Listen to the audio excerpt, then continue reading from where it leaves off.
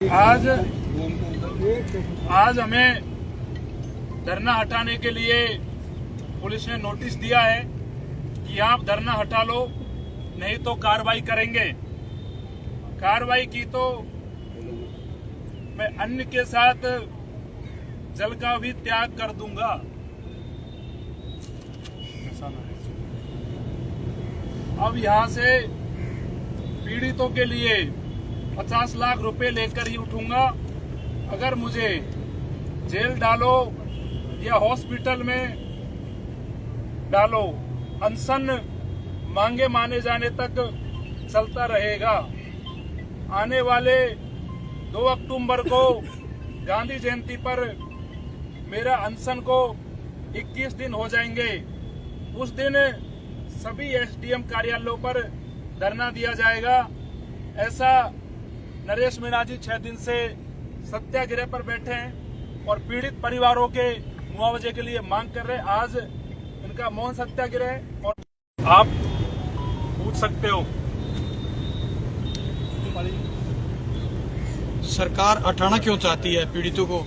सरकार इसलिए हटाना चाह रही है कि सरकारों को लग रहा है कि हमारे ऊपर दबाव बढ़ रहा है और जो ये 6 दिन से सत्याग्रह चल रहा है ये आग की तरह फैल रहा है। सरकार को डर है कहीं ये आग बढ़ते बढ़ते पूरे प्रदेश में ना फैल जाए और सरकार नरेश मीणा जी के सत्याग्रह से बिल्कुल डरी हुई है और सरकार की मंशा नहीं है कि वो पीड़ित परिवार को मुआवजा दे और सरकार इस पे दबाव बढ़ाने का काम कर रही है कि आप यहाँ से इस धरने को हटाओ और नहीं तो कार्रवाई करेंगे।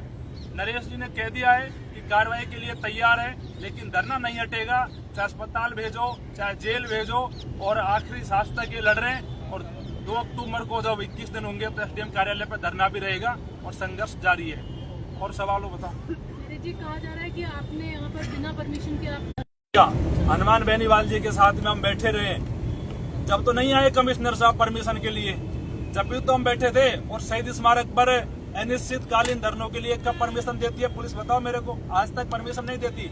परमिशन का सरकार का बहाना है कि परमिशन के नाम पे नोटिस भेजकर डराकर कार्रवाई कर हटा दे। लेकिन सरकार ये भूल रही है कि नरेश मीणा वो व्यक्ति है जो 8 महीने तो एक लगातार जेल में रह के आया, 40 दिन अलग से जेल में रह के। डरने वाला व्यक्ति नहीं है, तो कोई डर नहीं है। इसका कारण क्या लग रहा है आपको? सरकार क्यों नहीं देती? तो सरकार की आज तक के इतिहास में सबसे बड़ी भूल होगी।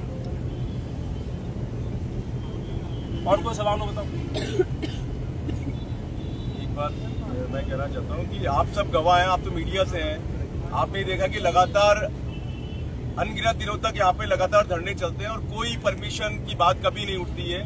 लेकिन आज ये दुर्भाग्य है कि पहली बार जब एक छोटे छोटे बच्चे जो कि सरकार के भ्रष्टाचार के कारण असमय काल कल्पित हो गए और जब उनकी लड़ाई लड़ने के लिए कोई व्यक्ति यहाँ आके बैठा है, नरेश मीणा बैठा है, तो सरकार परमिशन की बात करिए। जिस जगह हम बैठे हैं यहाँ पर 2020 के अंदर अशोक गहलोत जी एनआरसी तरीका है। लेकिन मेरा ये मानना है कि नरेश मीणा जी और जितने भी उनके साथी हैं, हम लोग हैं, हम कहीं पीछे नहीं हटेंगे। सरकार अगर इस तरह की हमारे सामने दुविधाएं और चुनौतियां खड़ी करेगी तो उनका मुकाबला करने के लिए हम तैयार हैं। और भाई ने कह दिया है कि अन्न त्यागा है, अभी जल भी त्यागेंगे और भाई नहीं त्यागेगा, हम सब लोग त्याग देंगे। इंकलाब जिंदाबाद, इंकलाब जिंदाबाद। हमारे धरने को समर्थन देने के लिए बड़े भाई साहब नगेंद्र जी जो पहुंचे हुए आपके सामने, इन्होंने बात रखी है और लड़ाई में पूरी मजबूती से साथ है। भाई साहब को बहुत बहुत धन्यवाद। कौन सा बड़ा कार्य, कोई शांति से धरना हो रहा है और उसके बावजूद इस तरह का नोटिस, ये तो हमारे लोकतांत्रिक अधिकारों का सरासर हनन है। और धरना देना संविधान ने हमें राइट दिया है और इसके लिए सरकारों ने जगह नियुक्त कर रखी है। इस जगह पे नरेश जी मीणा ने तो ये भी कहा है कि आप राजस्थान कोई भी जगह बता दो मुझे। नरेश मीणा जी ने तो जब पहले गेट बंद किया था तो आप कहीं भी बता दो, मैं तो वहां जाके बैठ जाऊंगा। आप यहाँ से उठा रहे हो तो दूसरी जगह बैठा दो। लेकिन ये आप इन गरीबों की, इन आदिवासी समाज के लोगों की मांग मान लो, कहाँ दिक्कत आ रही है? एक में है प्रताप सिंह कैरो ने भी अनशन किया था, उनका शरीर चला गया। और हमारे छाबड़ा जी थे पूरे विधायक, उन्होंने बहुत से एग्जाम्पल आपके साथ, बहुत के साथ है। उनमें भी ये भी है, सरकार यदि मारना चाहिए तो मारेगी।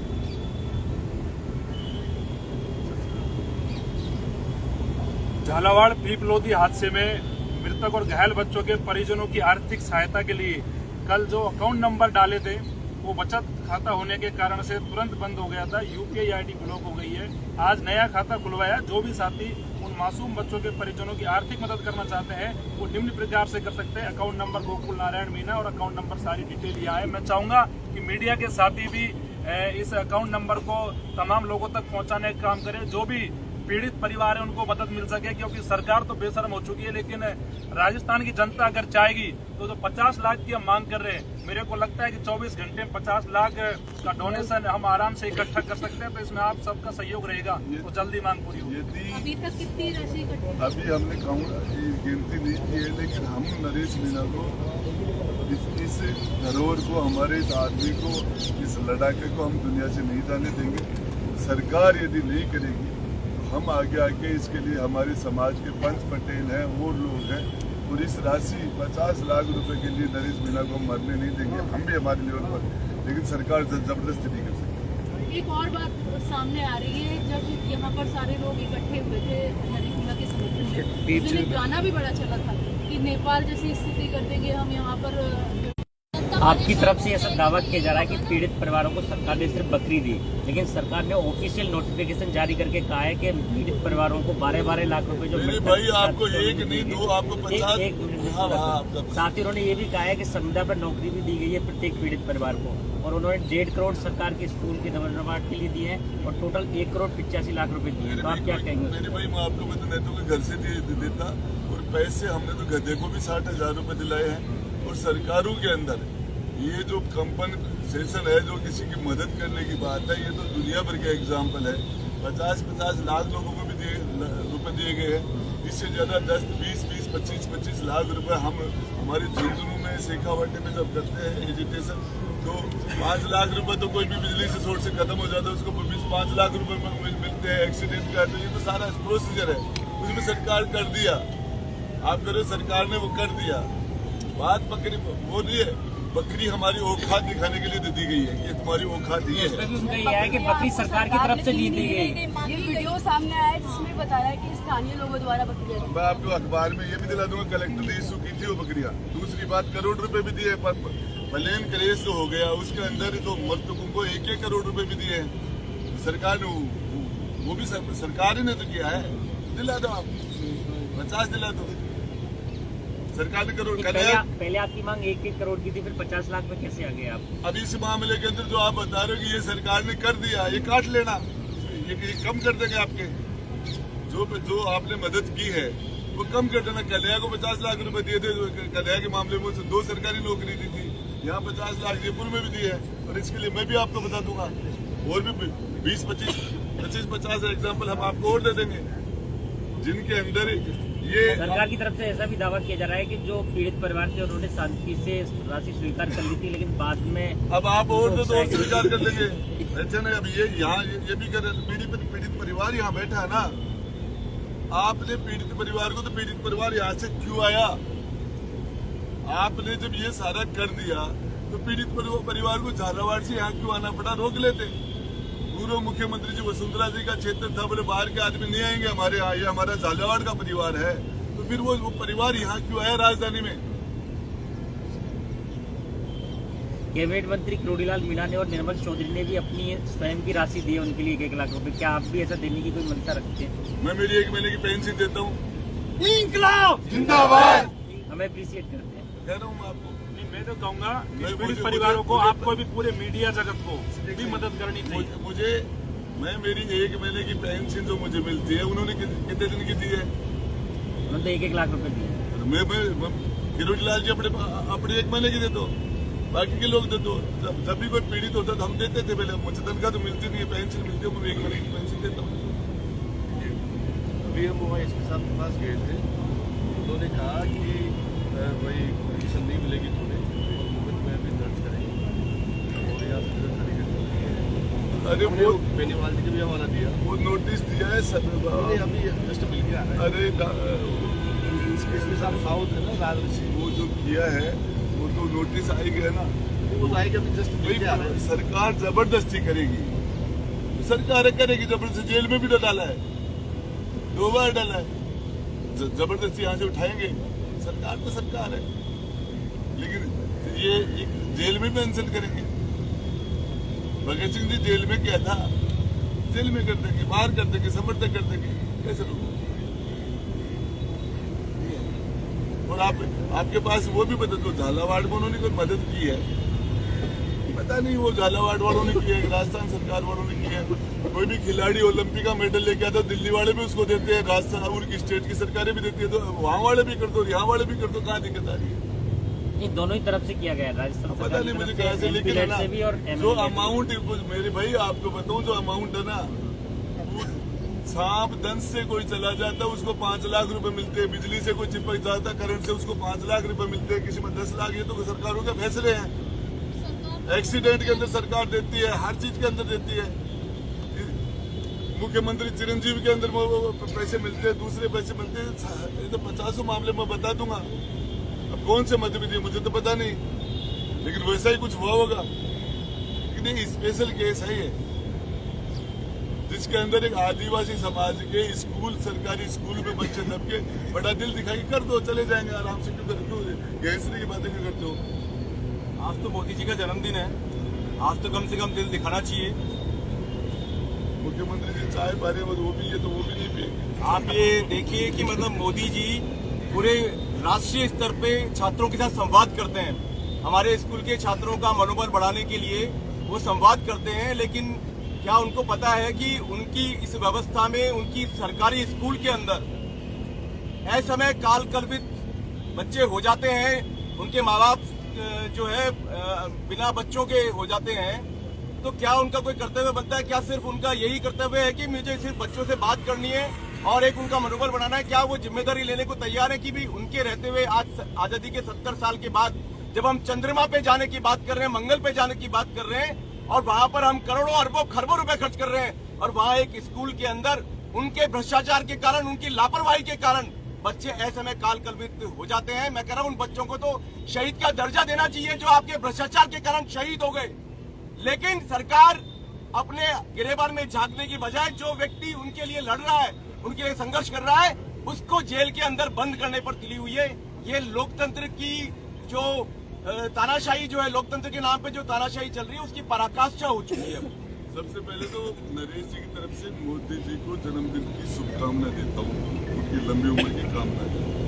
और फिर वो आपके चैनल पर जा रहा होगा तो इसके माध्यम से गरीब का जो इनकी मांगों पूरी करवाई। आपके जन्मदिन के ऊपर पहले बड़े मुख्यमंत्री हुए हैं और भी हुए जो जिनके जन्मदिन पर कैदियों को छोड़ा जाता है, सीनियर सिटीजन के आधार पर, बीमारी के आधार पर, महिला के आधार पर जेलों से लोगों को छोड़ा जाता है। बहुत चीजें करते हैं। यहाँ इनको जेल में डालने की बात कर रहे हो आप। मोदी जी के जन्मदिन के ऊपर ये एसटी समाज को ये तोहफा दे रहे हो, ठीक। और कोई सवाल? मैं भी मीडिया के बंधुओं से एक निवेदन करना चाहूँगा कि मीडिया इस देश का लोकतंत्र का चौथा स्तंभ है, और चौथा स्तंभ होने के नाते मैं आपसे ये करबद्ध निवेदन करता हूँ कि इस केस के अंदर आप इसमें मदद करें।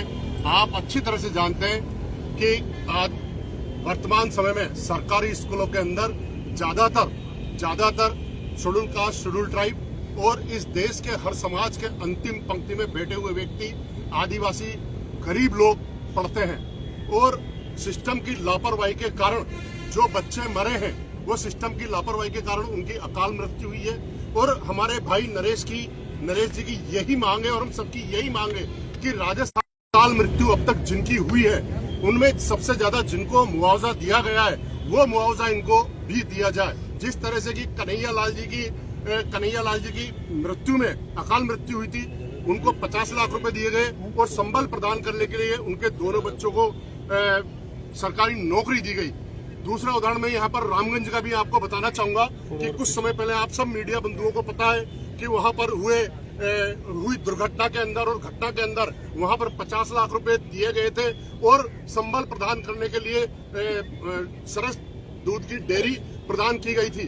तो मैं मीडिया के बंधुओं से निवेदन करना चाहता हूँ आप सरकार तक और इस पुलिस प्रशासन तक ये हमारी आवाज को पहुँचाने का कष्ट करें कि शोषितों, वंचितों, पीड़ितों, दलितों और इस देश के हर समाज के अंतिम पंक्ति में बैठे हुए व्यक्तियों को न्याय दिलाने के लिए उनकी आवाज बनने के लिए जो हमारा भाई ने जो हिम्मत दिखाई है, हम कंधे से कंधा मिला करके, कदम से कदम मिला करके इनके साथ है। और मैं देश के सारे युवाओं से भी अपील करना चाहूंगा कि इस सिस्टम को बदलने के लिए, जहां पर मंगल और चांद पर जाने की बात करते हैं, आप गांव के अंदर जाकर के देखो कि गांव के गरीब के बच्चे जो इस देश का भविष्य है, कल को जो बच्चे जो मरे हैं उनमें से कोई आईएएस बनता, कोई आईपीएस बनता। जब चाय वाला एक प्रधानमंत्री बन सकता है, तो क्या वो मजदूर जो मेहनत करके पैसे कमा करके और इस तरह से पढ़ा रहा है, क्या वो प्रधानमंत्री नहीं बन सकते थे? उनमें से कोई इस देश का प्रधानमंत्री बनता, उनमें से इस देश की कोई मुख्य धारा के अंदर जुड़ता।